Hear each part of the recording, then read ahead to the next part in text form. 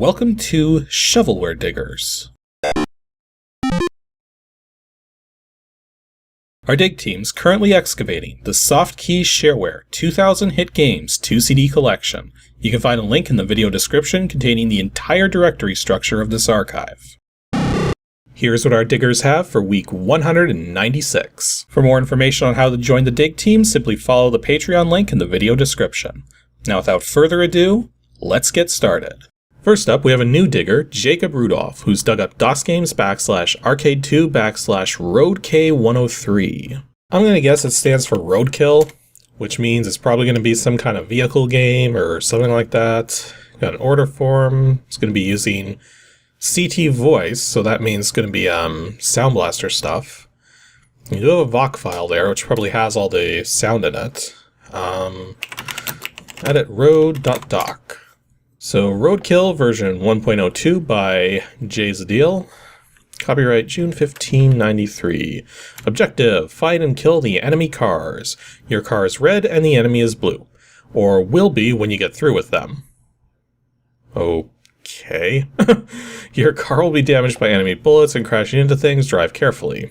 BJ recommended. Okay, so what are our controls? Yeah, so normally when you use the numeric keypad for controls, you would do 8-2 for up-down and 4-6 for left-right. So going 4-5 for left-right is weird, but I mean, I guess it works. Hopefully the fact that it says left and right arrows means you can actually use the arrow keys instead. And then spacebar is missiles. You can also set the speed by using the number keys across the top of the keyboard. 1's the slowest and 5's the fastest. Okay. Oh, and it looks like if we want to use the Sound Blaster support, we have to use the S command line. Okay, good to know. Oh, and the J apparently stands for James, and he's asking for a $7 registration fee, so that's pretty modest. So, well, let's actually give it a try. Road. Oh, I forgot to put in the Sound Blaster thing. Well, at least we get a brief look at it. Oh, that's interesting. We actually got like a menu system here. Okay. So let's do this properly. So road S.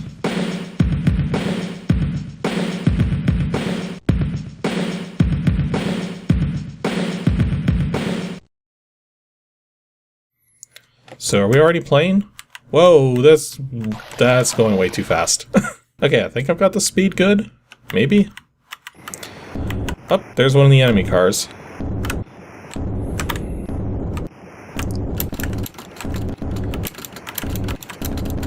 So I'm just trying to shoot. Oh, there we go. I took a lot of damage from that, though. Well, that's kind of neat how your top speed is affected by whether you're on the road or the grass. Whoop! You are dead. Well, that doesn't help. Okay, I do like you can actually set like the damage rates for everything. Then you got difficulty. About screen is, yep, same thing as before. Okay, new game. So let's try to not get dead this time. Let's take it a little more carefully. Okay, something's coming up on the radar. Okay, fighting them head on doesn't seem to really work so well. But the thing is that I'm not sure how else to do it. Because yeah, I could just outrun them, but... Yeah, I should also point out that even though the controls are... Like, I'm using the arrow key, so you don't need to use the numeric keypad. But the controls are not responsive. Okay, I see what's going on and why the controls don't feel responsive. So... it's actually keeping track of your turning and acceleration at an analog level, despite the fact they're digital controls. So each time you press the button, it's like adding towards...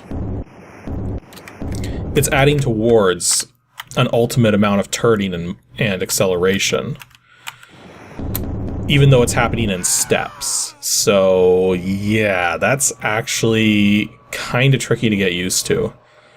I mean, I understand why it would be done that way, but if you've only got 8 turning directions, then that doesn't really make a lot of sense. Because it really screws with how well you can control everything. So maybe the trick is to just... Okay, I didn't take tons of damage there, but I didn't...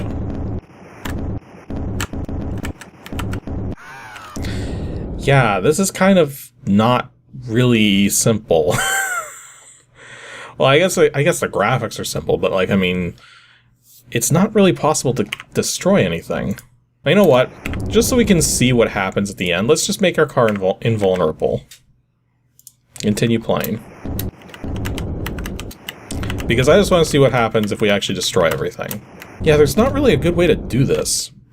One of the tricks when you're doing a vehicular combat game is you need to incentivize, specifically when it's a one-player game like this, you need to incentivize being able to get behind enemies to destroy them. Because if they're just in your face the entire time and you try to back away, well, they're just going to continue to be in your face.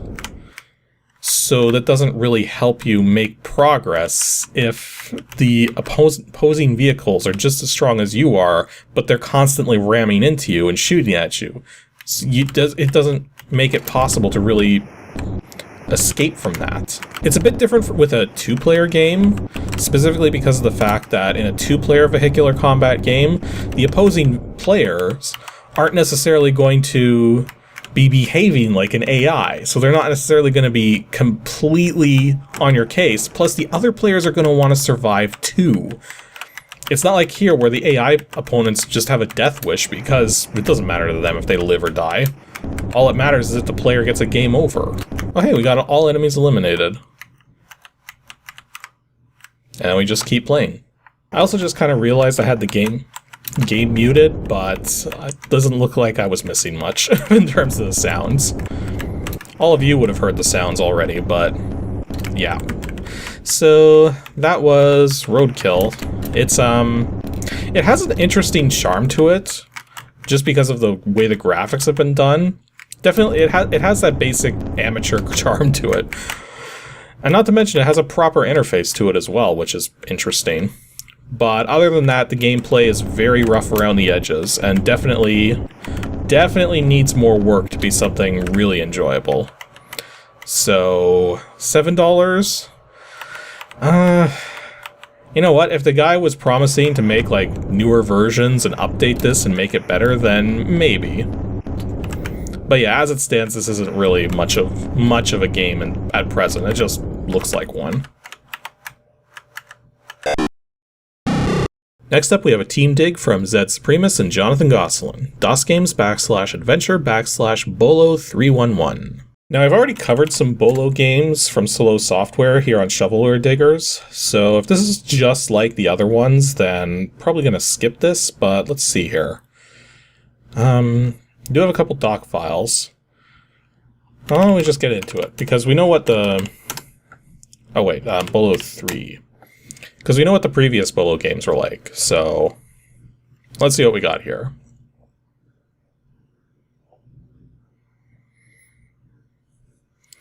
So we got Bolo Adventures 3. Doesn't seem to be doing anything, so options. Directions. The objective of Bolo Adventures 3 is to reach the red stairs located in each of the puzzle rooms. Select one of 15 puzzles, pressing the select puzzle key. Move them around with the arrow keys. I mean, so far this is looking similar to the prior Bolo games. I guess we'll just try it. So select puzzle, puzzle 1. Although it does actually look a little different. So if I remember correctly, the old one actually had sort of like a grid appearance. Okay, and that's how we get past that kind of stuff. So we got some lasers here. And we're trying to get to the staircase. Although we do have a few problems because... Oh, we can block the lasers. Oh, that's right, the balls move the entire distance. Right. So, like, I mean, if we move that one down like that and that across, that closes up that hole there. But then we have this box to deal with. No, we can't seem to move out of the way. Yeah, and already I think I've screwed up this puzzle here. So, let's try it again. The thing is, it starts you off with 2 ways to escape here. But it's like... not really certain how we're going to take full advantage of that. Can we just do it like that? Can we step in the laser? No, we cannot step in the laser. Like, I mean, I didn't expect to be able to, but... So, I think the particular ball that I want to use to block the laser is actually going to be this one. Because I think with this one... yeah. Because that actually would let us... that would let us push this one over, and then down like that. I don't know if that helps any, but it's something we can do. Because, yeah, it seems like there's a few options here. Because, yeah, if we push the balls onto the water, then eventually we get all the water away, but the only trouble there is that if we toggled the thing to deactivate the crates here, at least I'm thinking that's what it would do, is it would just break through the crates? Maybe? I will say that, just like with the previous Bolo games, this is kind of, screwing with my head. But at the same time, it does appear that... I do like the fact that it's more graphically clean than the prior Bolo games. But yeah, these Bolo puzzles are definitely not my forte, but it's good to see that there is another one here. So, if you like these games, definitely check it out. And our last dig for today from Anonymous Freak is DOSGAMES /board/3D chess. With a name like that, this is either going to be like a three-dimensional chess field with special rules, or it's just going to be chess pieces that look 3D. If either of those, really. Oh, I just noticed the file dates are like 85 and 84. Holy jeez. Also, brackets in the file names? Like, I mean, I know you can do that, but that's kind of weird to see. Okay. We got a com file, and that's pretty much it. From Cyrus.com. We do have a README. It's only 862 bytes, so I might as well just type it. So type read ---- .me.